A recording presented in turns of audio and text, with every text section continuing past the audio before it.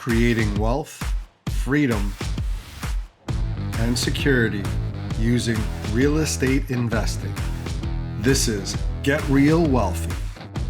We're going to talk about, would you rather have 100% of $5,000 a month in cash flow or 1% of $500,000 in rent? Now, the reason why we're going through this is so to give you a perspective of whether you invest directly in 1 to 4 unit properties and build a portfolio over time, or you decide to scale into multifamily property and have an idea of what that cash flow would look like for you based on that portfolio.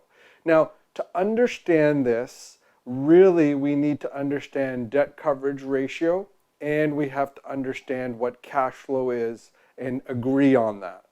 Then what we're going to do is we're going to look at portfolio size, how that affects your cash flow and the returns that you get on a particular investment. Now, you've probably heard of the term, or maybe you haven't, debt coverage ratio. It's basically a way for the bank to determine whether they are going to fund your property or not. And depending on the type of institution that you deal with, they're going to look at a property and give you lending based on the debt coverage ratio. So that means that if you were to calculate your mortgage payments, your utility payments, your property taxes, your insurance, and then some sort of variable cost like maybe your property management fee or maintenance repairs, you put all that together and that is the debt on the property. And if you are getting an equivalent amount of monthly rent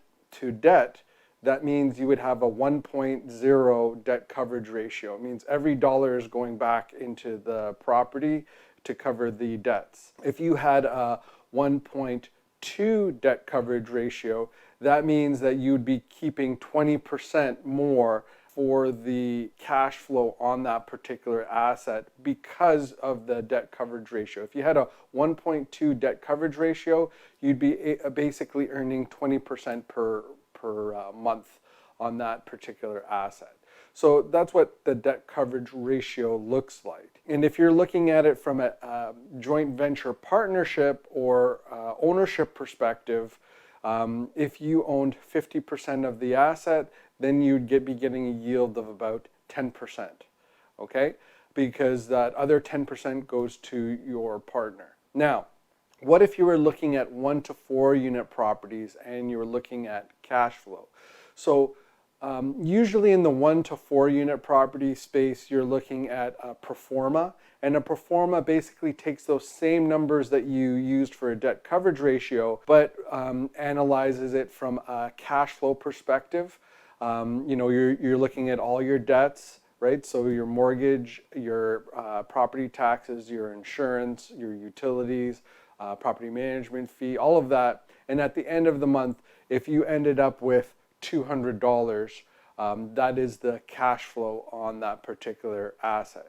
If you calculated that and you come up with a number like 200 and you were thinking about, okay, if my goal is to have $5,000 a month in cash flow, that would mean that I would need, let's say, 200 a door times 5 would give me $1,000 a month.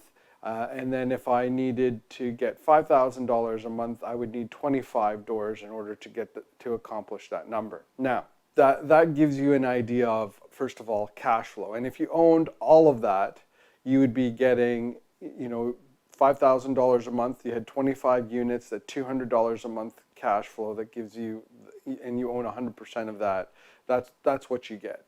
Now, what if you had a portfolio size change because you decided to scale up and you decided to get into larger multifamily units?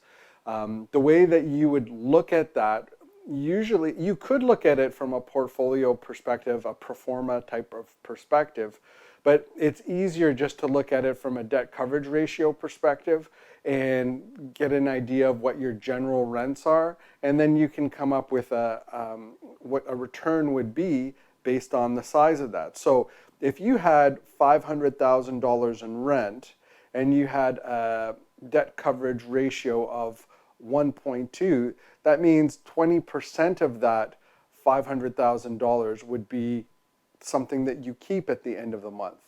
And if you were to split that in half, what would that number be? Well, $100,000 would be that 20%, let's say, and you had 50% of that as a partner, you would have $50,000 a month.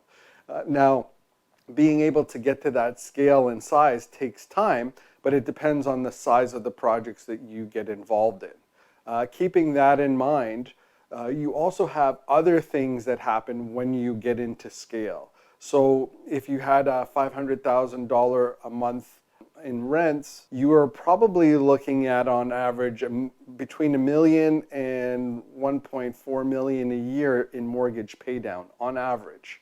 So that's a huge mortgage paydown number. Versus, let's say, a smaller portfolio, although you own 100% of that, you're probably looking at more like $100,000 a year in mortgage paydown for a $5,000 a month cash flow portfolio. So everything happens with scale. You have to decide yourself what that's going to look like.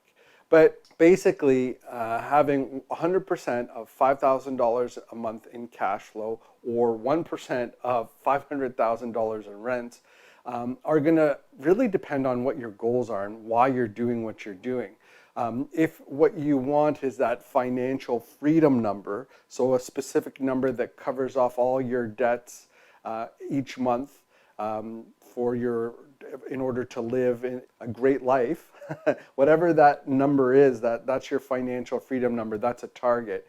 And that can change over time. So maybe a few years ago that might have been $4,000 a month. Now it's more like $5,000 a month. Then, being able to create a portfolio that matched those goals and owning 100% of that might be a simpler thing for you to do. But if you were to focus on what that looks like, it may involve more of the day-to-day investment of time in order to accomplish that task. Whereas if you were to look at scaling into an apartment building portfolio, what's going to end up happening is you have a lot of other people that have to participate in that process. For example, you might have a site superintendent, or you might have, that's a superintendent on site, or you may have a local property management company that helps with a lot of the day-to-day aspects of it. You still have responsibilities, but you have other people that are involved in the process in order to get the same yield as what you would get in the smaller portfolio. So there's lots of pros and cons to think about, but whether it's 100% of $5,000 a month, or a yield of 1% of $500,000 in rents, you have to figure out what that looks like for you. And that yield, remember, is half of the debt coverage ratio that's above 1.0. So for example, if your debt coverage ratio on your $500,000 a month portfolio is 1.2, and you own 50% of it, that means that the cash flow on that portfolio is about $50,000 per month. I hope that helps you understand. I know, this would you rather $5,000 a month or $500,000 in rents is going to depend on your goals, but I wanted to give you a little bit of perspective. And I wanted to thank you for listening to this podcast. We've got some great show notes on this, so have a look at that. And I have a lot of great episodes planned for you coming up, so make sure that you subscribe and go to getrealwealthy.com. We'll see you next time. Make sure to check out getrealwealthy.com. Until next time, I'm Quentin D'Souza. Get out there and take action.